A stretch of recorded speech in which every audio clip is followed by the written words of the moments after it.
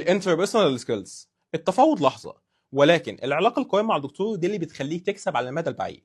وعشان تقدر تعمل علاقه قويه ومختلفه مع دكتورك لازم أن تكون مختلف. طيب تكون مختلف ازاي؟ تعالى معايا وانا اقول لك. اسمع كويس، مش كل زياره مطالب منك انك تبدا بالكلام.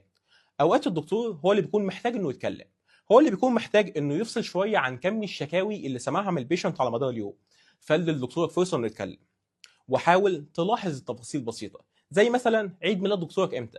دكتورك بيشجع فريقه، صدقني التفاصيل البسيطة دي هي اللي بتفرق ما بين ميديكال بروفيشنال وميديكال عادي.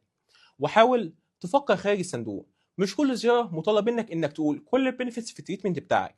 اوقات معلومة واحدة بس ممكن تكون كفاية، او هدية بسيطة في مناسبة خاصة، او ايفن حتى يوم الجمعة ممكن تبعت لدكتورك مسج على الواتساب تطمن عليه. صدقني الدكتور فعلا هيحس انك مختلف مميز عن كل الميديكال ابس.